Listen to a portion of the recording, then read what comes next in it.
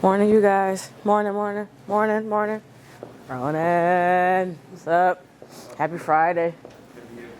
Gee, I'll be here for a little bit. I'm gonna check in with you before I go. I'll be right back. Okay. All right. Well, I'm going with the girls, and then I'll be back. I'll be back around. Okay. It's warm in here. It's all cold this morning.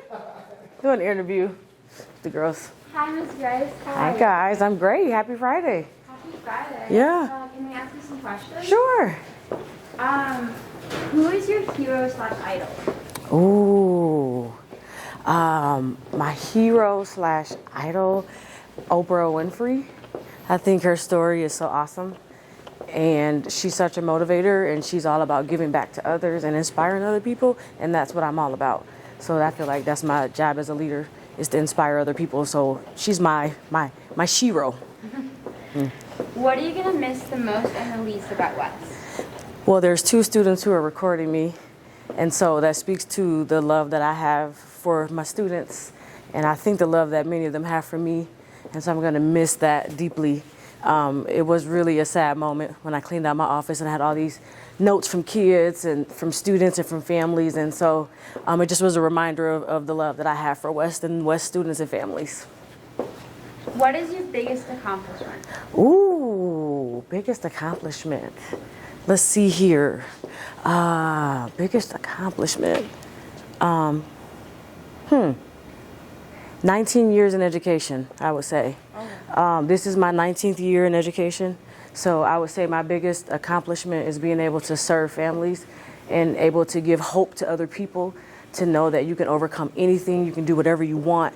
And so I think that's my biggest accomplishment.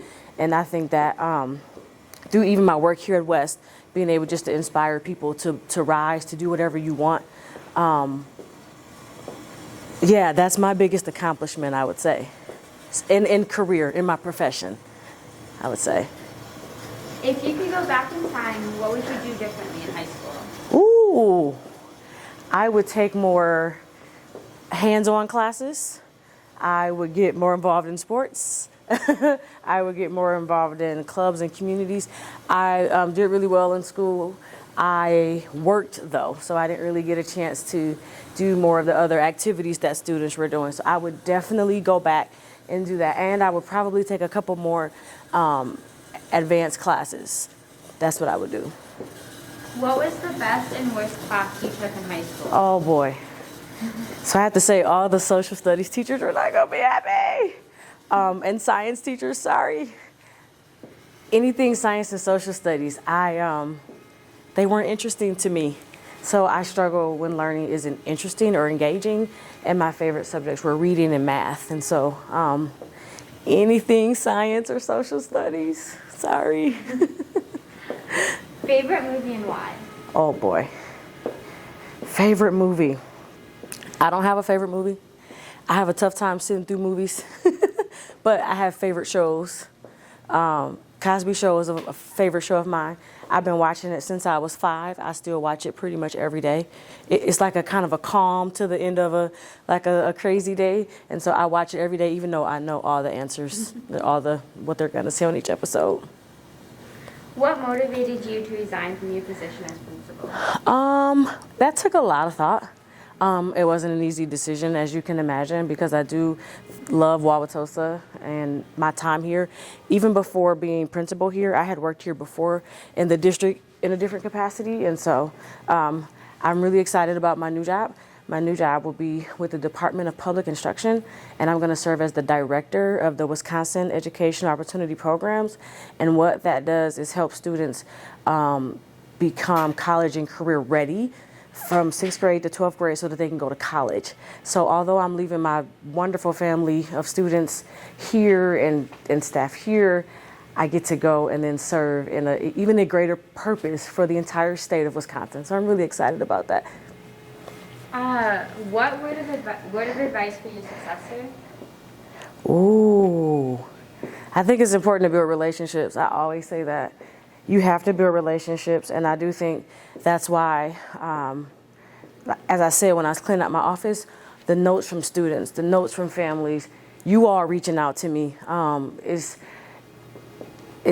in a very humble way. I'm saying that it's really important to make relationships with folks so that people know that you care about them, and not just in their academics, because that's important too, but that you care about them as human beings and as people. And I think if you start there, then you can do pretty much anything.